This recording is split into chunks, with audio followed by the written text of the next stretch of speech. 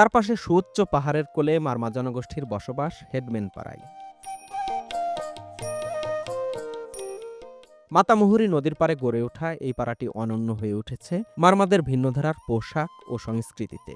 যে জামা কাপড় পরেন, থামি, এটাকে আপনারা পরেন? হ্যাঁ। ওটাকে এই পাড়াতেই বুনন করা হয়? হ্যাঁ। পাহাড়ে বসবাস করা প্রতিটি জনগোষ্ঠীর মতো মারমাদের রয়েছে আলাদা খাদ্যাভ্যাস ও নিজস্ব ভাষা। আমি চা দিয়ে সকালের নাস্তা করেছি, এটা তোমাদের ভাষায় কি হবে? Ngamulang mutarel phana. ভিন্ন ধারার জীবনযাপন ও সংস্কৃতি দেখতে আজ আমি হাজির হয়েছি বান্দরবান জেলার মইংপাখই হেডম্যান পাড়ায়।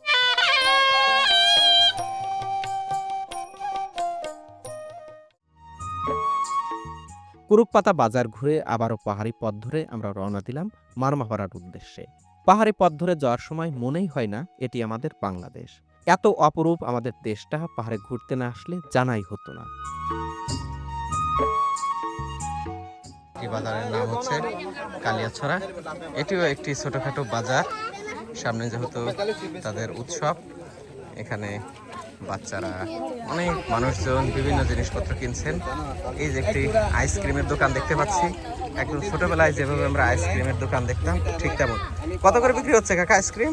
1 টাকা 10 টাকা, একটা 10 টাকা, একটা 20 টাকা, একটা 20 টাকা। আচ্ছা আচ্ছা। এই পাশে দেখুন মাছ বিক্রি হচ্ছে। কাকা মাছ কত করে কেজি? মাছ 230 টাকা, 300 টাকা এরকম। আচ্ছা আচ্ছা। 200 টাকা কি পাঙ্গাস? 230 টাকা। আর এটা? এটা হলে 300 টাকা। 300 টাকা। এখানকার মানুষজন মাছ কিনছেন, বিভিন্ন জিনিসপত্র, একদম গ্রামীণ যে হাট বাজার বলতে আমরা যা বুঝি ঠিক তেমন। এখানে শুটকি মাছ বিক্রি হচ্ছে, করলা। পাহাড়ের মানুষজন এর ছোটখাটো একটি মিলন মেলা বলে।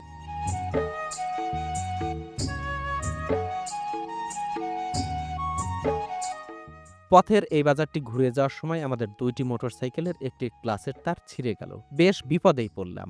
কখনো কল্পনাই করা সম্ভব নয় এমন পাহাড়ি পথে ক্লাস ছাড়া বাইক চালানো সম্ভব। বাবুপাড়ায় আমরা একটু বিরতি দিলাম। এটা হচ্ছে আদার ফুল বিক্রি হচ্ছে এখানে। এটা হচ্ছে হলুদ ফুল। হলুদ ফুল, আচ্ছা। আদার ফুল খাওয়া যায়? এটা আচ্ছা, হচ্ছে মারফা, মারফা। আমাদের চট্টগ্রামে মারফা বলা হ্যাঁ হয়। হ্যাঁ। আর এটা হলো আলু, কি আলু? গাছ আলু। ও, গাছ আলু। গাছ আলু। দাদা এটাকে কি আলু যেন বলেন? আরেকটা নাম কি যেন? পাহাড়ি গাছ আলু। আদা ফুল কত যাবে এক এক মুঠা? আর আলু কয় টাকা বুন্দা? মানে হ্যাঁ? এটা কেমনে খায়? ভাত দিয়ে না রান্না করে? মরিচ চাটনি করে না? আচ্ছা আচ্ছা। আমার এই দাদা মুরংপাড়া থেকে আসছেন কমলা লেবু নিয়ে। আমাদেরকে এক হালি কমলা দেন, 4টা। 4টা কয় টাকা? পাকা দেখে, একটু মিষ্টি যেন হয়। পাকা হবে না দাদা? পাকা হবে, এরকমই মিষ্টি হবে দাদা? মিষ্টি হবে, সত্যি? সত্যি। কোন ওষুধ দিচ্ছেন? কীটনাশক, সার? বুঝে না, একটু বুঝাই বলেন। সার ওষুধ দেওয়া লাগে? ও, ওনারা কোনো সার দেন না? না, আচ্ছা। কমলা লেবু ছুলে দিচ্ছেন। আমরা যেহেতু ওনার কাছে টাকা ভাঙতি নেই, এজন্য 5টা নিলাম 50 টাকা দিয়ে। গাছেই পাকছে না এটা? বাংলা বুঝছে না, একটু বলেন তো ভাই।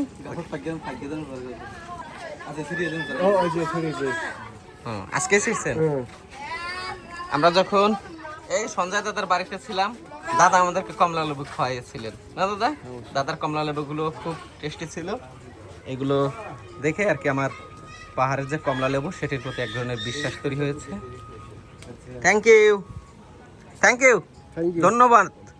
আপনারা যখন পাহাড়ে আসবেন, আর কিছু খান আর না খান, এই কমলা লেবুটা ট্রাই করবেন এই শীতকালে শেষের দিকে। আর যাই হোক, কমলা লেবুগুলো খুবই মিষ্টি এবং এত টাটকা সজীব। বিদেশ থেকে আমদানি করা কমলা লেবুর থেকে কোনো অংশে আমাদের দেশের এই পাহাড়ের কমলা লেবুগুলো কম না।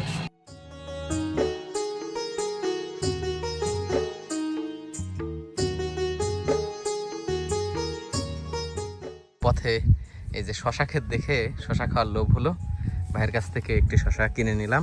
এটা কতটুকু ওজন হবে ভাই? 1 কেজি হবে? 1 কেজি হবে, একটি শশায় 1 কেজি। এটার বাজার মূল্য প্রায় 50 টাকা, উনি আমাদের কাছ থেকে 40 টাকা রাখছেন। ধন্যবাদ ভাই। ভাইয়ের নাম? মেহেদি হাসান। মেহেদি ভাই। ঠিক আছে ভাই, ভালো থাকবেন। এ সব শশাই কি এত বড় বড় হয়? এর থেকে বড় হয় কতটুকু হয় সর্বোচ্চ?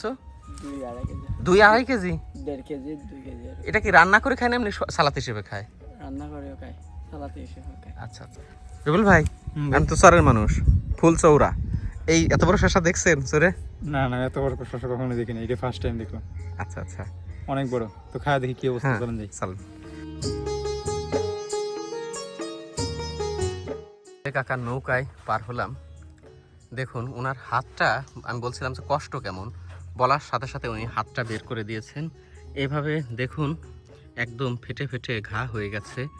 আসলে দারিদ্র্যের সাথে লড়াই করায় মানুষজন জীবনের কাছে একদম শেষ বয়সে হেরে যাওয়ার মতো অবস্থা। তবু পরিবারের হাল ধরে চালিয়ে যাচ্ছেন। 3 জনের ভাড়া 30 টাকা হলেও আমি চেষ্টা করব তাকে একটু বেশি দিয়ে যাওয়ার জন্য। জীবনের বৈঠা বাইতে বাইতে কখন যে বয়স বেড়েছে, শক্তি কমে এসেছে। টাকার অভাবে একটি সেলাই মেশিন লাগাতে না পারায় এখন মানবদেহটিকে ইঞ্জিন হিসেবে ব্যবহার করতে হচ্ছে। যদিও এই ইঞ্জিনটিতে মরিচা পড়েছে, তাই আগের মতো কাজ করে না। আলীকদম বাজার থেকে একটি ইজি বাইক নিয়ে আমরা পাহাড়ি পথ ধরে রওনা দিলাম হেডম্যান পাড়ার দিকে। দূরের পাহাড় এমনভাবে লোকালয়ের সাথে মিশে গেছে, মনে হচ্ছে স্বদেশের বুকেই বিদেশে আছি। সবুজ ধানক্ষেতের উপর দিয়ে এমন পাহাড়ি পরিবেশ দেখতে দেখতে চোখ দুটো যেন শীতল হয়ে আসলো।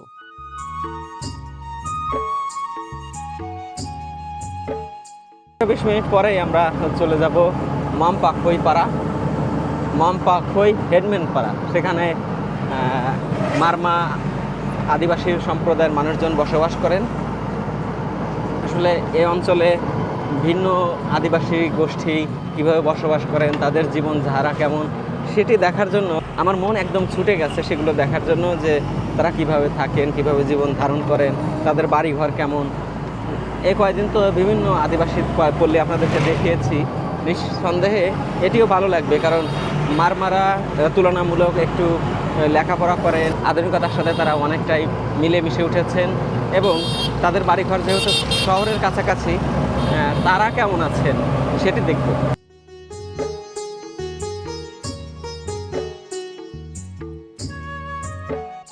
আমরা মামপাখাই হেডম্যান পাড়ায় যখন যাচ্ছিলাম তখন দেখলাম এভাবে একদম যে ট্রাকগুলো রয়েছে, এগুলো চাঁদের গাড়ি, এখানে ট্রাক হিসেবে ব্যবহার হচ্ছে। কলা বোঝাই করে নিয়ে যাচ্ছে। এই কলাগুলো শহরে চলে যাবে। বিভিন্ন যে পাড়াগুলো রয়েছে সেই পাড়াগুলো থেকে কিন্তু এই কলাগুলো এসেছে। এখন এই কলাগুলো এই অঞ্চলের মানুষের চাহিদা পূরণের পাশাপাশি এটি চলে যাবে দেশের বিভিন্ন প্রান্ত। পাহাড়ি বরবটি নাকি এটা? কেজি কত করে? কত করে কেজি যাচ্ছে? 20 টাকা করে মাত্র? আমরা তো কিনি 70-80 টাকা কেজি। খুচরা বাজার তো বাড়তে হবে। হ্যাঁ, খুচরা বাজার বাড়তে হবে, খুচরা বাজার এটা পাইকারি বিক্রি আমরা। পাইকারি বিক্রি করেন না? এত দাম হয়ে যায় কেন শহরে? আর আপনার ওখানে গিয়ে কেরি খরচ আছে, গাড়ি ভাড়া আছে, ট্রাক্টর আছে, লেবার খরচা আছে, অনেক কিছু আছে। ওই ওগুলো মাল নষ্ট হয়ে যাবে। আচ্ছা আচ্ছা, ওগুলো নিয়ে সবগুলো মিলিয়ে আর কি করবে, সপ্তাহ লাগে। আবাসিক রাস্তার মোড়ে এখানে আছি। দেখুন এক একটা বরবটি কত বড় বড়। এই অঞ্চলের মাটি হচ্ছে প্রচণ্ড পরিমাণে উর্বর, যার জন্য এই অঞ্চলের বরবটি যেমন বড় তেমনি বেশ মোটাও। এগুলো খেতে খুবই সুস্বাদু হবে নিঃসন্দেহে। যদি এখানে আর কয়েকদিন থাকতাম তাহলে আমিও এক মুঠা কিনে নিয়ে যেতাম। এখানে পাহাড়ে উৎপাদিত অনেক ধরনের সবজি এখানে এনে মজুত করেছেন। এই সবজিগুলো দেশের বিভিন্ন অঞ্চলে চলে যাবে। এখানে দেখা যাচ্ছে বরবটি, লাউ, চিচিঙ্গা, অনেক কিছু তারা তুলছেন এবং এখানে মারফা তুলছেন। আমি যা কিছু দেখছি এই অঞ্চলে এসে সব কিছু দেখেই মুগ্ধ হচ্ছি। প্রতিটি তরকারি অনেক বড় আকৃতির, যেমন শসা অনেক বড়, তেমনি করলা অনেক বড়, বরবটিগুলো বেশ বড় এবং হৃষ্টপুষ্ট।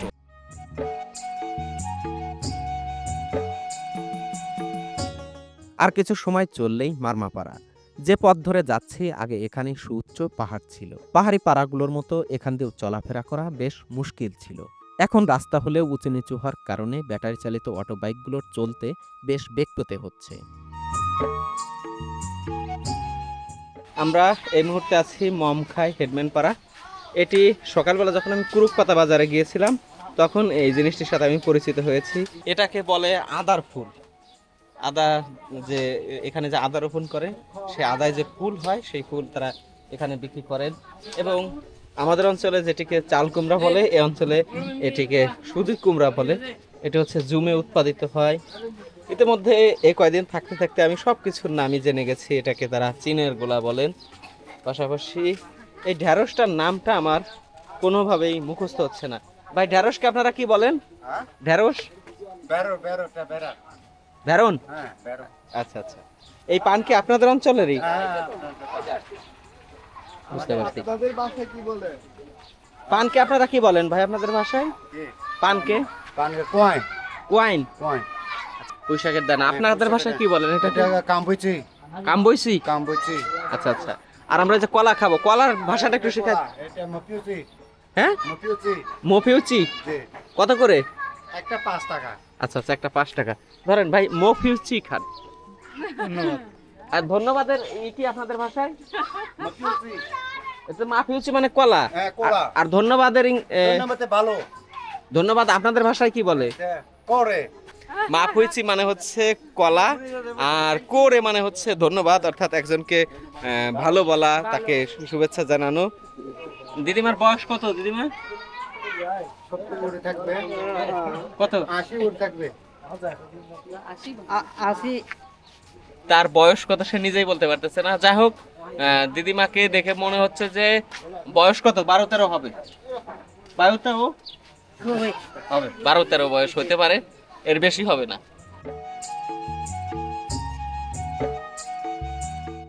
মারমাপাড়া ঘুরিয়ে দেখাতে আমাদের সাথে যুক্ত হয়েছেন কারবারি দাদা। আদিবাসী পাড়াগুলোতে যারা মাতব্বর তাদেরকে কারবারি বলা হয়। আমরা মারমাপাড়াতে প্রবেশ করেছি। এখানকার বাড়িঘরগুলো কিন্তু পাহাড়ের মতোই দোতলা, এবং এখানকার বাড়িঘরের সিঁড়িটাও ঠিক যেমন দেখেছি অন্যান্য পাড়াগুলোতে, ঠিক তেমনই কাঠ কেটে কেটে তারা করেছেন, সিঁড়ি করেছেন। তুমি কেমন আছো?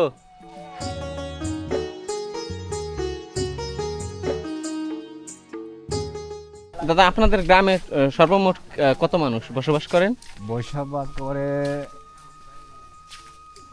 140 পরিবার। 144 পরিবার। ও পাশে বামে, ও পাশে এমনিতে টুরিস্টরা ঘুরতে আসে? আসে না, এমন নাই। যেমন আমরা ওই যে র্যাম্বক পাড়াতে গেলাম, রাউন্ড পাড়াতে, ওখানে হচ্ছে প্রতি রাত একজন গেস্টের জন্য 200 টাকা। আপনাদের এমন সিস্টেম আছে? এভাবে সিস্টেম এইভাবে সিস্টেম নাই, কারণ এখানে খুব একটা টুরিস্টরা আসে না, তাই না?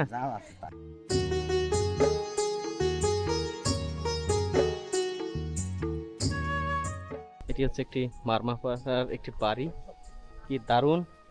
এবং এই বাড়ির নিচেই কিন্তু আবার টেবিল, চেয়ার সবকিছু রয়েছে। এখানে বসেই তারা গল্প করেন, সময় কাটান। দারুণ। উপরে বাড়ি, নিচে আমি বসে আছি, এবং এখানে আবার কাঠ দিয়ে সিঁড়ি তৈরি করা হয়েছে।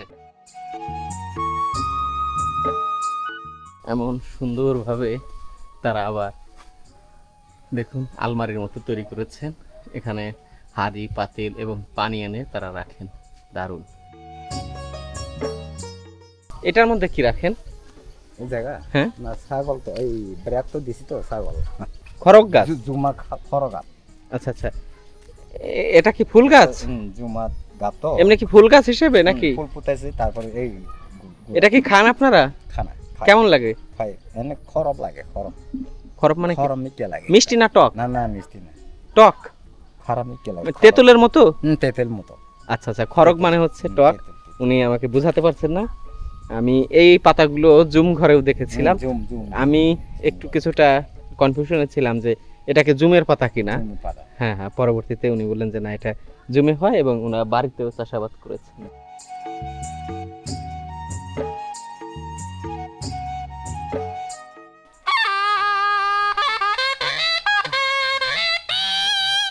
মারমাদের নানা উৎসবে এই বাঁশিটি বাজানো হয়।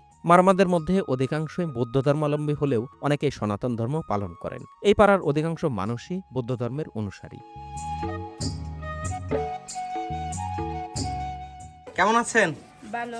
ভালো আছেন না? আপনারা যে জামা কাপড় পরেন থামি, এটাকে আপনারা পরেন? হ্যাঁ ওটাকে এই পাড়াতেই বুনন করা হয়? হ্যাঁ আচ্ছা আচ্ছা। আর আপনি শুধুমাত্র কি জামা কাপড়, আধুনিক জামা কাপড় তৈরি করেন তাই না? হ্যাঁ। বুননটা আপনি পারেন? না পারেন না তাই না? আচ্ছা আচ্ছা। বুনন পারে কে? এই দিদিরা? আপনি পারেন থামি বানাইতে, তারপরে অন্যান্য জামা কাপড়? আমি জামা কাপড় বলতে আমরা থ্রি পিস বলস এরকম সেলাই করি আর কি। ওটা এটা যেটা বানাচ্ছি সেটা তো আদিবাসী পোশাক। ও, এটা আদিবাসী পোশাক। কিন্তু আমি বলছি যে এই যে তাঁতে বোনা যে পোশাকগুলো, এগুলো কি তাঁত বুনতে পারেন? দাদা, আপনাদের গ্রামে কি তাঁত নেই? তাঁত আছে, আমরা তো এখন তাঁত বানাই তাঁত বানান না? না না, যখন পূর্ব মানুষরা বানাইছিল এখন তো আজকাল মানুষরা তো ওগুলো পায় পরে না? না, বুঝতে পারছি। দিদি লেখাপড়া করেন কোথায়? এখানে ওই বান্টি স্কুলে ওখানে স্কুলে পড়েন? কোন ক্লাসে? ক্লাস 10। ক্লাস 10-এ। আচ্ছা আচ্ছা, ঠিক আছে দিদি, কাজ করেন। সামনে হচ্ছে আপনাদের উৎসব নিয়ে অনেক ব্যস্ততা না? হ্যাঁ জামা কাপড় অনেক বানাতে দিছে না? দর্জিরা শোনেন, আমরা সমতলে থাকি, ঈদের মধ্যে দর্জিরা কিন্তু খুব খালি ঘুরায়, অনেকগুলো অর্ডার নেয়, ঠিক মতো ডেলিভারি দেয় না। আপনি কিন্তু ঠিক মতো ডেলিভারিটা দিয়ে দেন তাড়াতাড়ি, ঠিক আছে? এই পাড়াটির মাঝখান দিয়ে সাপের মতো এঁকে বেঁকে চলে গেছে পাহাড়ি রাস্তা। রাস্তার ওপারে ঘুরে এইবার মাতামুহুরী নদীর পাড়ের অংশ দেখতে আসলাম। এই মাতামুহুরী নদীর সাথে এই জনপদের মানুষের সম্পর্ক গভীর। বর্ষা মৌসুমে এই নদীতে মাছ ধরেই অনেকে জীবিকা নির্বাহ করেন। এছাড়াও সারা বছর গৃহস্থালির কাজে ব্যবহার করেন এই নদীর জল। লোকনাথ ভক্ত, তাহলে এই গ্রামে হিন্দু আছে কি পরিমাণ? আছে আছে হালকা আর বেশি না। কতজন? হবে ওইখানে 16 পরিবার মতো আছে। 16 পরিবার। তার মানে মারমারা দুইটা ধর্মেই থাকে? হয় হয়। বৌদ্ধ ধর্ম? বুদ্ধ ধর্ম আর সনাতন ধর্ম একই কথা আর কি। একই কথা না তো, দুটা দুই ধর্ম না? একটু ওই তো তফাৎ আছে, ভাষা নিয়ে তফাৎ আছে। ভাষা নিয়ে তফাৎ। আচ্ছা আচ্ছা। ধর্ম তো একই। সনাতন ধর্ম আর বুদ্ধ ধর্ম তো একই ধর্ম। একই ধর্ম? হ্যাঁ হয় একই ধর্ম। আমার জানা ছিল না তো। কেন? আমি তো জানি সনাতন ধর্ম মানে হিন্দু ধর্ম আর সব। ভাষা নিয়ে তফাৎ হয়েছে। আচ্ছা আচ্ছা আচ্ছা। যাই হোক, আমি ধর্ম নিয়ে খুব একটা জানি না ভাই। যেটা নিয়ে জানি না সেটা নিয়ে আমি সত্যি কথা বাড়াতে চাই না। হ্যাঁ,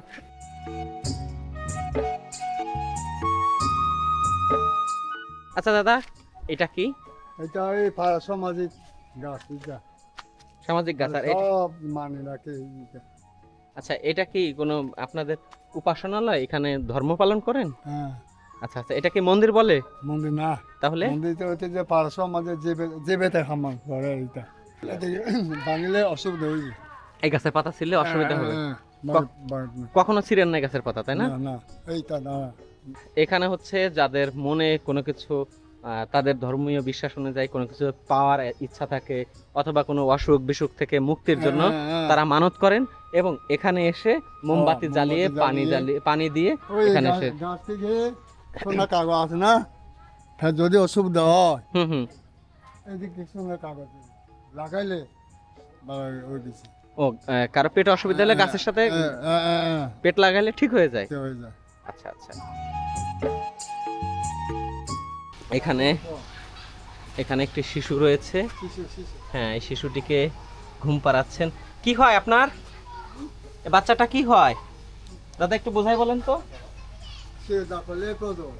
কি নাতি না ছেলে? নাতি। মেয়ের ছেলে না ছেলের ছেলে? মেয়ের ছেলে। এটা ছেলে? আমি বলছি এটা কি তার মেয়ের ছেলে নাকি বেটার ছেলে নাকি মেয়ের ছেলে?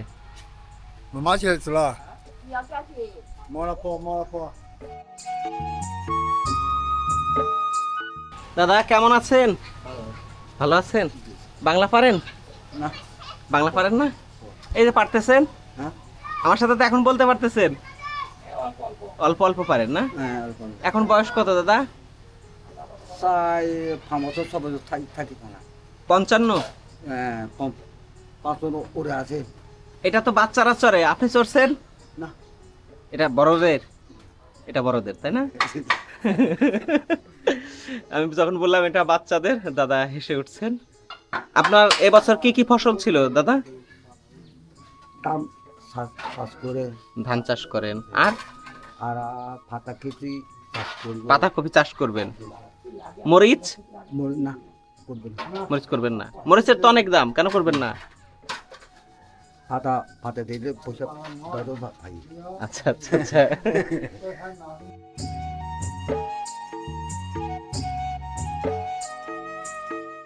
গ্রামে এমনভাবে বাড়িতে বসে চুল কাটানো দেখলাম। আগে একটা সময় যেমন হাটে বাজারে মাটিতে বসে চুল কাটানো দেখা যেত, কিন্তু এখন কিন্তু এটি অনেকটাই হারানোর পথে। তারপরেও আমরা একটু দাদার সাথে কথা বলি। দাদার নাম হচ্ছে কি? সজলশীল। আচ্ছা দাদা, এখানে কত টাকা করে নেন? এখানে আমরা একটু চুল কাটলে মানে আমরা 50 টাকা করে নিই। 50 টাকা করে নেন বাড়িতে বাড়িতে? এমনিতে আপনার দোকান নেই? আছে। ওখানে কত করে নেন? ওইখানে মানে 100-150। 100-150। আপনি যখন প্রথম চুল কাটানো শুরু করলেন তখন কত টাকায় কাটাইতেন? 2 টাকা। আচ্ছা, একটা প্রশ্ন, এখন ওই সময় 2 টাকা বেশি দাম ছিল না এখনকার 50 টাকা বেশি দাম? 2 টাকার দাম ছিল। 2 টাকার দাম বেশি। আমি ফরিদপুরের কানাইপুরে যখন গিয়েছিলাম সেদিনও এমন একজন যারা কাজ করেন সেলুন নিয়ে, সেদিনও একজনের সাথে কথা বলেছিলাম যারা এই চুল কাটার সাথে যুক্ত। উনি বলছিলেন যে উনি মাত্র 50 পয়সা থেকে চুল কাটানো শুরু করেছেন। তখন তাকে আমি বলেছিলাম যে আপনি কি সেই 50 পয়সার সময় ভালো ছিলেন, না এখন এই 100 টাকার যুগে ভালো আছেন?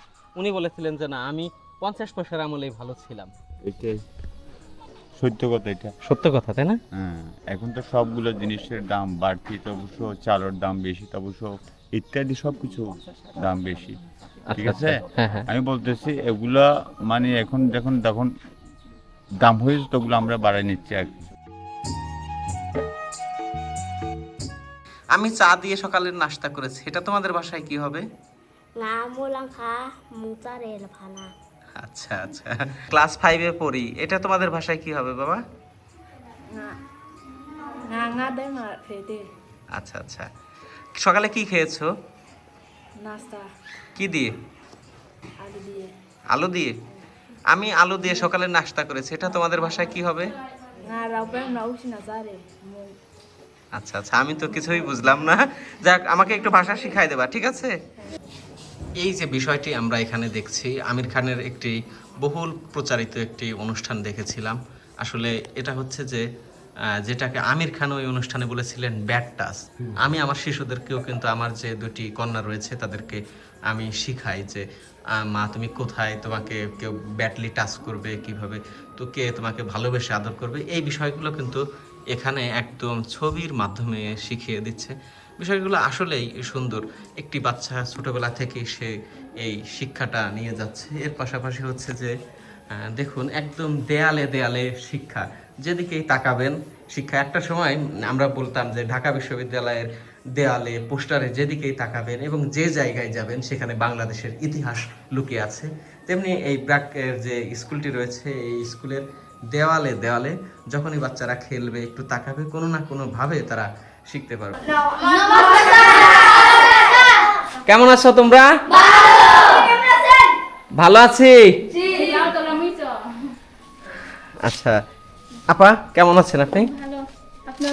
হ্যাঁ ভালো আছি। এখানে কোন কোন ক্লাসের বাচ্চারা পড়াশোনা করে?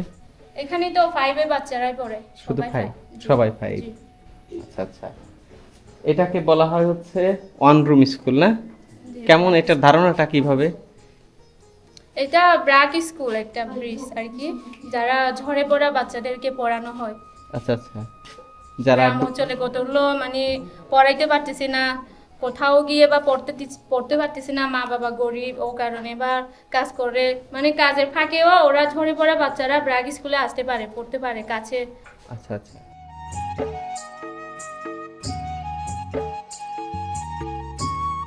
কেমন লাগলো পাহাড়ের সিরিজটি অবশ্যই কমেন্ট করে জানাবেন। আমার এই পুরো যাত্রায় যিনি ছায়ার মতো সাহায্য করেছেন তিনি আমার গাইড সঞ্জয় দাদা। পাহাড়ের স্ক্রিপ্ট লেখাটাও আমার জন্য বেশ কঠিন ছিল। আমাকে এই যাত্রায় সবসময় সাহায্য করেছেন ছোট ভাই আলী আহমেদ নিশান ও নাসির উদ্দিন ফুরকান। আপনারা যারা ধৈর্য সহকারে এই সিরিজটি দেখলেন তাদের প্রতি কৃতজ্ঞতা জ্ঞাপন করছি। আবারও দেখা হবে সবুজ পাহাড়, গভীর অরণ্য অথবা ধুধু বালুচরে।